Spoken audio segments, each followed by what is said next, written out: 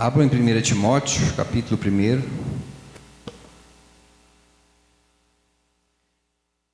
Hoje é aniversário do pastor Gilmar, né? E eu quero falar um pouco sobre o ministério pastoral, para a gente entender um pouquinho melhor a vida dele, né? A gente acha que a vida de um pastor são flores, né? Que é tudo bom, que é tudo beleza, mas a gente não sabe as implicâncias que tem em ser um pastor. Vamos ler do 1 até o 6. Paulo, apóstolo de Cristo Jesus, pelo mandado de Deus, nosso Salvador, e de Cristo Jesus, nossa esperança, a Timóteo, verdadeiro filho na fé, graça, misericórdia e paz da parte de Deus, Pai, e de Cristo Jesus, nosso Senhor. Quando eu estava de viagem rumo à Macedônia, te roguei, permanecesses ainda em Éfeso para admoestares a certas pessoas, a fim de que não ensinem outra doutrina, nem se ocupem com fábulas e genealogias sem fim, que antes promovem discussões do que o serviço de Deus na fé. Ora, o intuito da presente admoestação visa ao amor que procede de coração puro, e de consciência boa e de fé sem hipocrisia.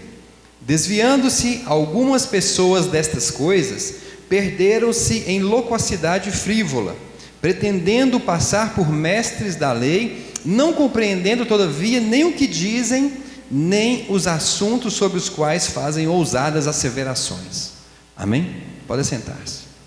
Irmãos, Timóteo, ele foi um pastor na cidade de Éfeso, do qual Paulo era seu apóstolo. Paulo era quem era responsável pelo pastoreado de Timóteo. Então Paulo, quando ele manda a carta de 1 Timóteo, ele está querendo trazer algumas correções na vida de Timóteo e alguns ensinamentos também na vida de Timóteo.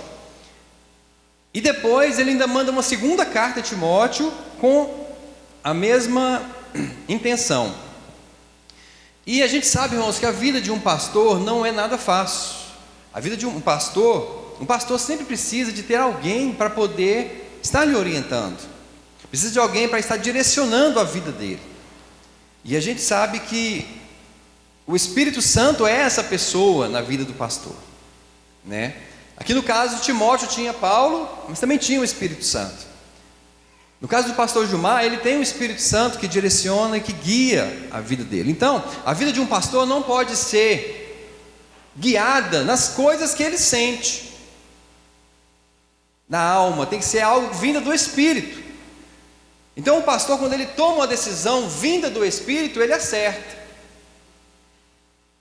e o ministério dele se torna uma bênção, quando ele passa a ouvir o Espírito Santo e aplicar aquilo que o Espírito Santo quer que seja aplicado à igreja. E a gente sabe que no nosso meio, todos nós temos problemas, todos nós, aqui ninguém é perfeito, né? Que umas pessoas são trabalhosas mais do que outras, outras são quietinhas, mas tem aquelas que dão mais trabalho, tem aqueles que falam menos, aqueles que falam mais, né? Aqueles que ajudam menos, aqueles que ajudam mais. Então o pastor, ele tem que tomar conta de tudo isso, e Deus levanta uma pessoa para ser pastor justamente para tomar conta da ovelha, porque não existiria ovelha se não tivesse o pastor, e nem o pastor se não tivesse ovelha. Então aqui Paulo, ele chama Timóteo para falar, para instruí-lo a respeito de algumas coisas, e ele fala aqui no versículo 2, aliás, a Timóteo, verdadeiro filho na fé. Timóteo havia sido gerado por Paulo na fé. Uma das coisas que a gente vê hoje, irmãos, erradas nas igrejas são, por exemplo, todos nós, a maioria de nós, temos um pai na fé. Temos aquele que nos instruiu, temos aquele que nos orientou, aquele que nos direcionou, aquele que nos acompanhou, aquele que nos exortou, que puxou a orelha, né? Que deu umas lapadas de vez em quando. A gente precisa ter um pai espiritual assim, não é verdade? Por quê? Porque senão a gente vive, irmãos, uma vida de qualquer maneira. Então a primeira função de um pastor é cuidar da ovelha, é chamar a atenção da ovelha quando ela está errada, é ajudá-la quando ela está em dúvida, é orientá-la quando ela está desorientada, é procurá-la quando ela está perdida. Então a vida de um pastor implica em cuidar das ovelhas, primeiramente. A vida de um apóstolo não, a vida de um profeta não, a vida de um mestre também não, mas a vida de um pastor sim. Por isso que na Bíblia existe os ministérios dados por Jesus, né? Ministério de apóstolo, ministério de profeta, de mestre, de pastor e de evangelista. Então essas funções, elas servem para o aperfeiçoamento do corpo de Cristo, e o pastor serve para aperfeiçoar também o corpo de Cristo. Muitas pessoas acham que o apóstolo tem mais valor do que o pastor, ou que o profeta tem mais valor do que o pastor, porque está escrito em 1 Coríntios 12, 28, que deu a uns primeiro apóstolos, depois profetas, depois mestres. Aí depois ele começa a falar dos outros ministérios, e as pessoas entendem que quando ele fala isso, o mais importante em grau de importância é o apóstolo, e não é. Todos são importantes na obra de Deus.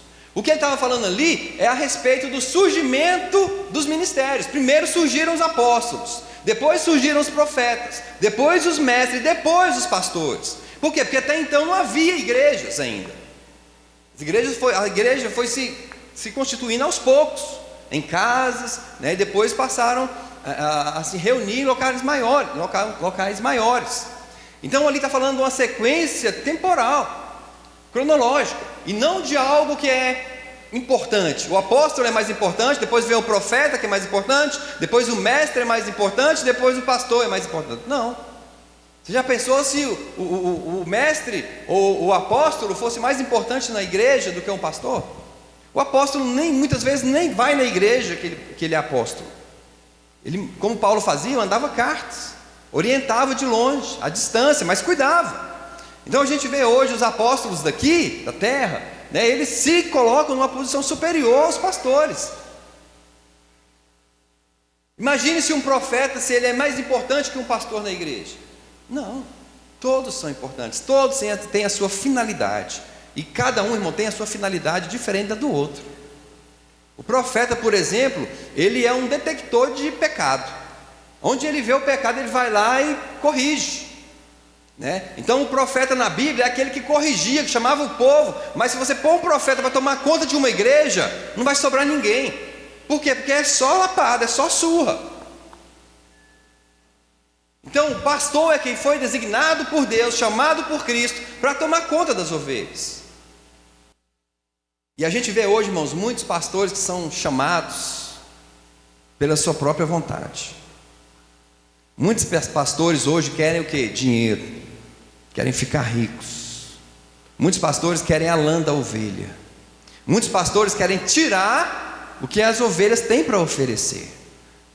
A igreja evangélica hoje está dessa maneira aí fora. Muitos estão se intitulando pastores, estão abrindo igrejas, tomando conta de igrejas só por causa de dinheiro. Outros querem ser pastores por causa de status. E muitos não são chamados por Deus para serem pastores. Por quê? Porque o pastor, irmão, a primeira coisa que ele tem é um coração de pastor. É um coração que cuida. O meu coração ainda está muito longe de ser um coração de pastor. Meu coração não chega nem perto do coração do pastor Gilmar. Porque o pastor Gilmar, ele tem um cuidado todo especial, e a gente tem visto isso. Ele cuida de um, cuida do outro, que você precisa, ele vai lá e te ajuda, ele te socorre, né? Ele faz o impossível por você. Eu ainda não estou nesse nível. Mas a gente precisa entender que o chamado é do Espírito Santo. O que o Espírito Santo falou para a igreja de Antioquia? Separai para mim Paulo e Barnabé. O Espírito Santo falou para os líderes daquela igreja. Então foi ele que separou. Então hoje em dia as pessoas, se chega alguém na igreja, que essa pessoa, por exemplo, tem uma influência grande na cidade, os pastores rapidamente sabem que aquela pessoa é pastor. Se uma pessoa do mundo se converteu e virou cantor e está numa igreja, o pastor rapidamente pega aquele cantor e torna ele pastor. Por quê? Porque ele é conhecido, então ele tem que ser um pastor.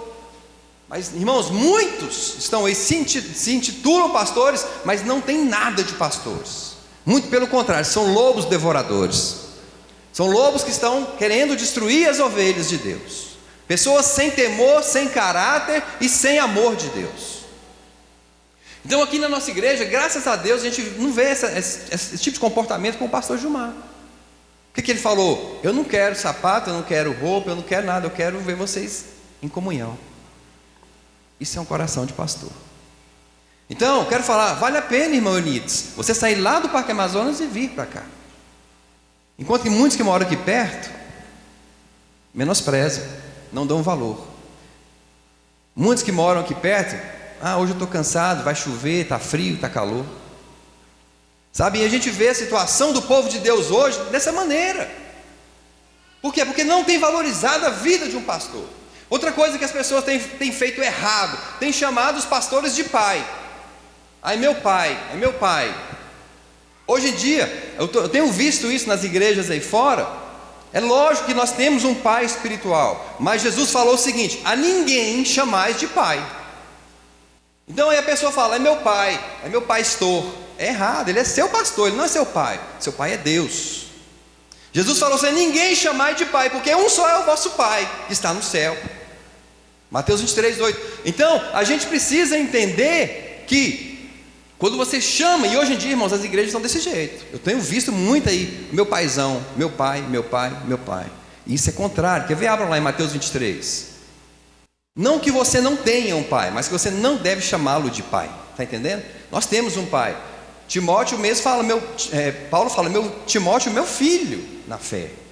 Mas Timóteo jamais fala, Paulo, meu pai. Você não vê. Então você pode ter um pai espiritual, mas não deve chamá-lo de pai. Mateus 23, a partir do versículo 8. Acharam? Vós, porém, não sereis chamados de mestres, porque um só é vosso mestre, e todos vós sois irmãos. Primeira coisa, mestre mestre é um ministério de Cristo, que Cristo instituiu. Mas você não deve chamar aquele que tem o chamado de mestre. Não deve chamá-lo de mestre. Por quê? Porque um só é o seu mestre, o Espírito Santo.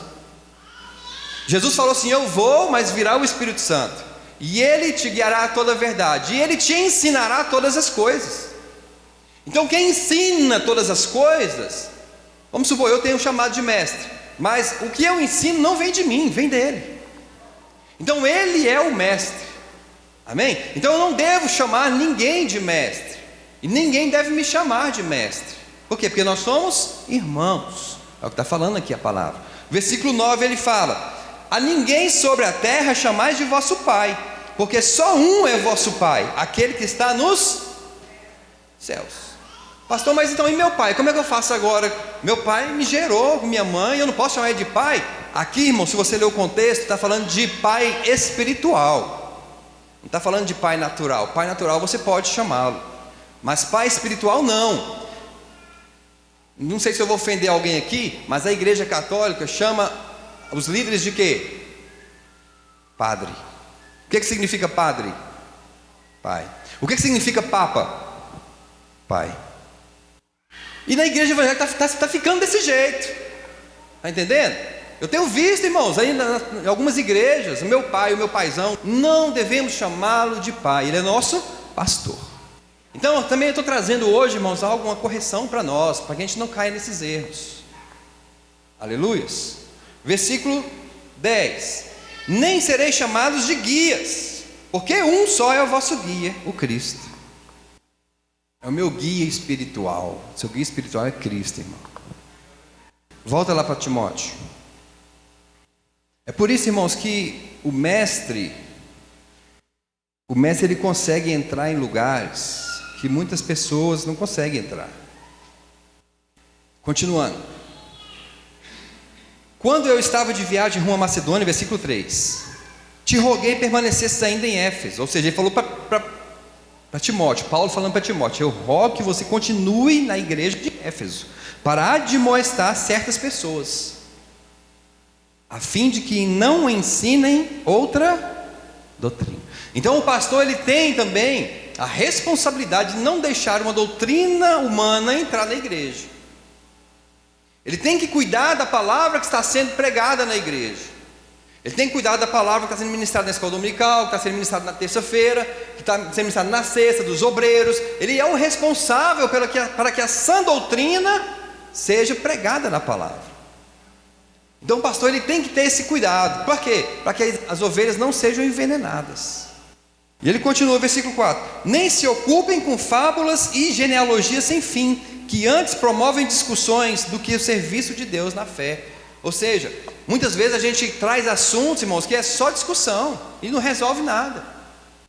Os mestres mesmo têm essas manias, né? Nós que gostamos de ensinar a palavra, gostamos de trazer algo polêmico para a igreja. Mas o pastor também tem a obrigação de corrigir isso dentro da igreja.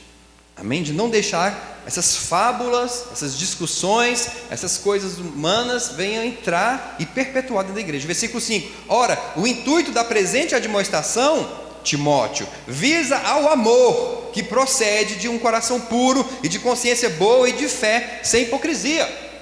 Ou seja, Paulo está falando para você: olha, Timóteo, você vai fazer isso visando o amor, para que a igreja ame.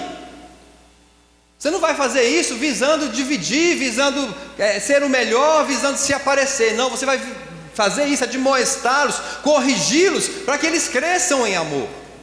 Amém? É o que o pastor Gilmar falou hoje, irmãos. A coisa que ele mais quer é ver o amor dentro da igreja. Então, irmãos, a divisão, a separação, né, é algo prejudicial para nós. É prejudicial para a igreja. A igreja de Cristo não tem comunhão com a igreja de fulano de tal. Isso é bom ou é ruim? É ruim. O reino dividido, ele não subsiste. Então nós temos que ter comunhão uns com os outros, amar uns aos outros. Amar como? Como eu me amo? Não, amar como Cristo me amou. Então eu devo, irmãos, amar, ter comunhão. O que é ter comunhão? Comunhão é o prazer de estar perto. Você tem prazer de estar perto do seu irmão? Tem prazer de estar perto dele? Ou será que nós estamos naquele nível assim, não aguento mais esse povo? Eu não suporto fulano de tal. Eu não aguento nem ouvir a voz da ciclana. Versículo 18: este é o dever de que te encarrego. 1 Timóteo 1,18. Este é o dever de que te encarrego, ó filho Timóteo, segundo as profecias de que antecipadamente foste objeto. Combate firmado nelas. Firmado nelas quem? As profecias que ele recebeu. Combate firmado nelas o bom combate, mantendo fé e boa consciência, porquanto alguns, tendo rejeitado a boa consciência, vieram a naufragar na fé. E dentre esses se contam Himeneu e Alexandre, os quais entreguei a Satanás para serem castigados, a fim de não mais blasfemarem. Irmãos, aqui agora Paulo está tratando de um assunto um pouco mais severo. Ele está ensinando Timóteo como é que deve fazer com pessoas que estão na igreja e não querem um conserto. Pessoas que estão na igreja vivendo no pecado e não querem abandonar o pecado. A gente vê também lá em Atos capítulo 5, a respeito em 1 Coríntios capítulo 5, de um jovem que ele estava tendo relação sexual com a mulher do pai dele, com a sua madrasta. E o que Paulo fala naquela ocasião para fazer com aquele jovem? Entrega-o a Satanás. A mesma coisa que ele falou aqui, que ele, Paulo, entregou Himeneu e Alexandre a Satanás. Olha aí no versículo 20. Eu entreguei esses dois para Satanás, para serem o quê? Castigados, a fim de não mais blasfemarem. Então, irmãos, tem casos dentro da igreja de pessoas que estão na igreja e que estão vivendo uma vida tão promíscua, de um pecado que não conseguem abandonar e que não querem abandonar, que estão contaminando a igreja, que é preciso que o pastor chegue ao extremo ponto de excomungá-lo da igreja. Entregar a Satanás é excomungá-lo, é tirá-lo de comunhão. A Bíblia fala assim: se você pegar alguém em falta, você que é espiritual, vai a ele e corrige com espírito de mansidão. Não é assim?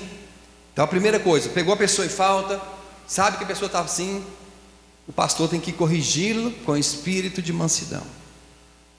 Segundo passo, lá fala em Mateus 18, se a pessoa não consertou, você chama uma testemunha, vai lá e conversa com ele novamente.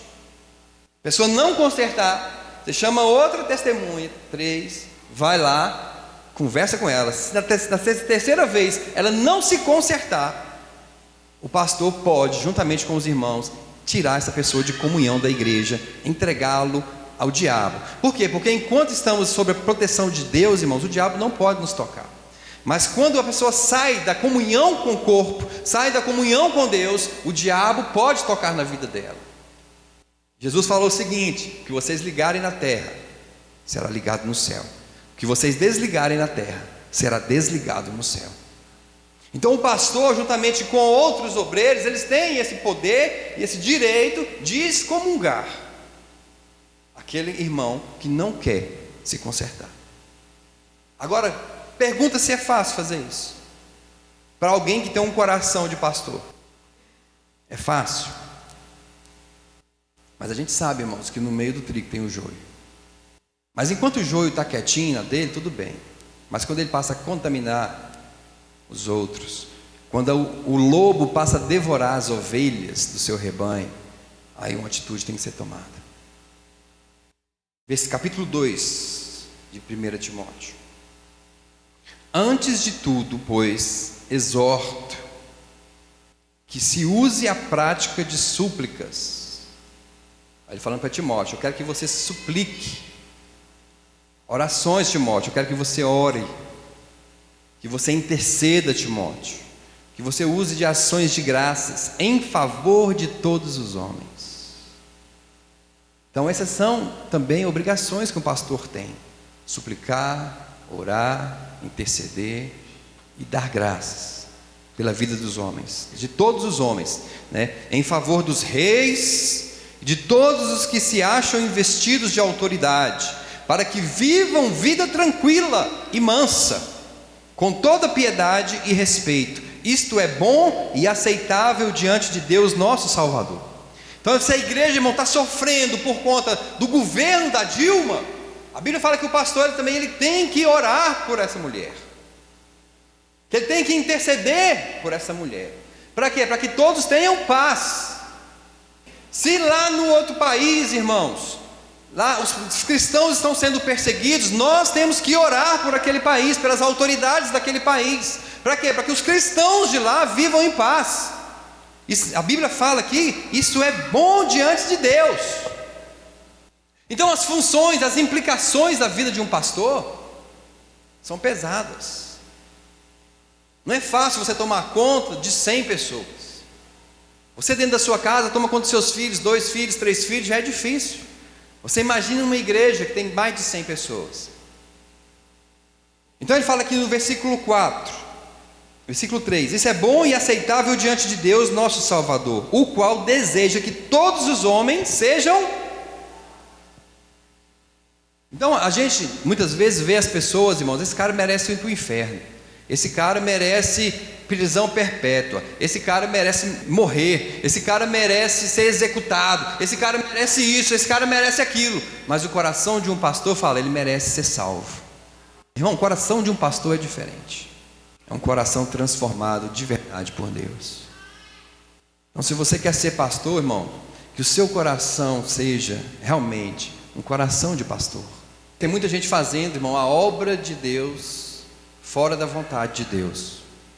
Muitas vezes Deus te chamou para uma coisa e você está fazendo outra. Capítulo 3: as qualificações de um pastor. Fiel é a palavra. Se alguém aspira ao episcopado, excelente obra almeje. Ou seja, se alguém quer ser um pastor, um bispo, você está desejando algo muito bom. É necessário, portanto, aí ele começa a colocar o que é necessário ter: que o bispo seja irrepreensível, esposo de uma só mulher, temperante, sóbrio, modesto, hospitaleiro, apto para ensinar, não dado ao vinho, não violento, porém cordato, inimigo de contendas, não avarento, e que governe bem a sua própria casa, criando os filhos sob disciplina, com todo o respeito, Pois se alguém não sabe governar a própria casa, como cuidará da igreja de Deus? Não seja neófito, ou seja, novo convertido, novo na fé, para não suceder que se ensoberbeça e incorra na condenação do diabo. Pelo contrário, é necessário que ele tenha bom testemunho dos de fora, a fim de não cair no opróbrio e no laço do diabo. Amém? Então está aqui as qualidades que Paulo fala para alguém que deseja ser um pastor. Você tem essas qualidades? Você que deseja um dia ser um pastor. Se não tem, procure ter. Se não consegue fazer, procure fazer. Procure mudar o seu coração, procure transformar o seu coração para um coração de pastor. O engraçado é que a gente, quando vê aqui que governe bem a sua própria casa, criando os filhos sob disciplina, a gente logo pensa assim, então quer dizer que os filhos do pastor têm que estar na igreja. Não, aqui fala que ele tem que ter disciplina na casa dele. Não fala que o filho dele tem que ser crente. Não é verdade?